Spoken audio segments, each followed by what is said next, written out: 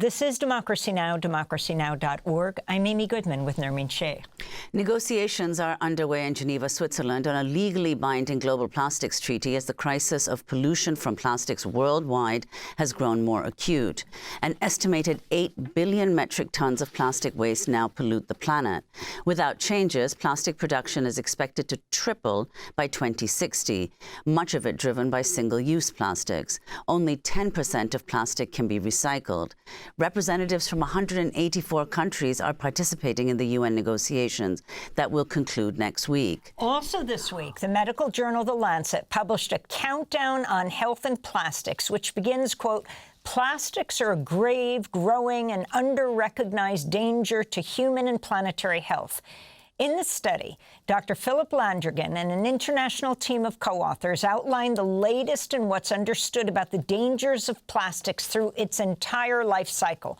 They estimate $1.5 trillion a year in health-related costs are due to plastics. We go right now to Dr. Philip Landrigan, one of the co-authors of the review. He's also a pediatrician, an epidemiologist, and director of the Global Observatory on Planetary Health at Boston College, joining us from Cape Cod, Massachusetts. Welcome to Democracy Now!, Dr. Landrigan. Why don't you summarize the Lancet findings and how serious this global threat is? Thank you, Amy. So the global plastics threat has been quietly worsening now for 3 or 4 decades. Global plastic production has increased 250 times since it began in the 1950s. And as you said a moment ago, it's on track to double by 2040 and triple by 2060. The reason plastic production is growing so rapidly, and the reason it's the focus especially is on the production of single-use plastics, is that the fossil fuel industry, which produces most plastic, 99% of plastic is made from oil, gas, and coal. The fossil fuel industry is pivoting to plastic manufacture as they see the market for fossil fuels declining, maybe not as fast as we would like, but nonetheless, they see the long-term trend for the fossil fuel market going down. And so they're putting enormous resources into plastic manufacture. For example, just completed a $6 billion facility outside Pittsburgh to transform fracked gas from Appalachia into plastic. And what our Lancet report showed is that plastic harms human health at every stage of the plastic life cycle, starting with the fracking, then through the manufacture and the fabrication of plastic products, and then finally on when plastic is discharged into the environment. That waste plastic contains thousands of toxic chemicals that cause human exposure and result in disease and disability and premature death. So So my colleagues and I...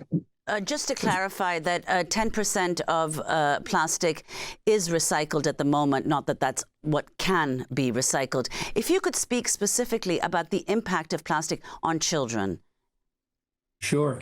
The reason so little plastic is recycled is not that people don't care. It's that plastic is so complex and so toxic, it cannot be recycled.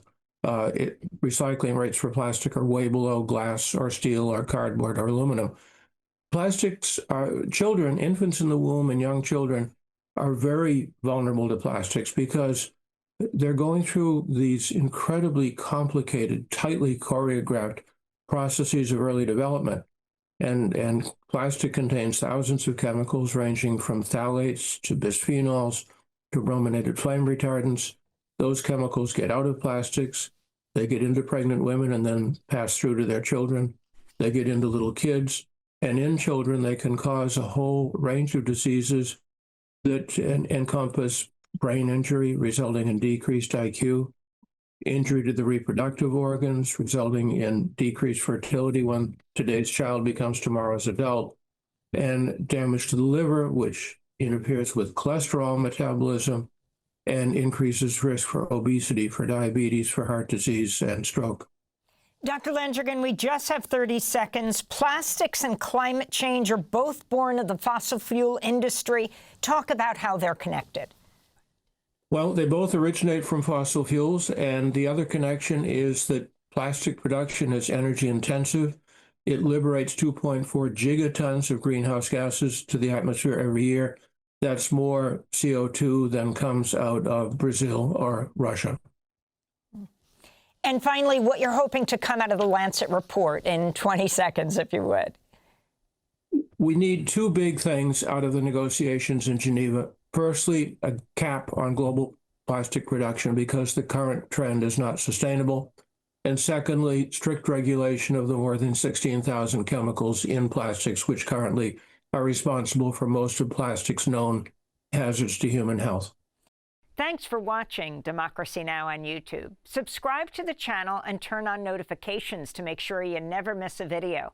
And for more of our audience-supported journalism, go to democracynow.org, where you can download our news app, sign up for our newsletter, subscribe to the daily podcast, and so much more.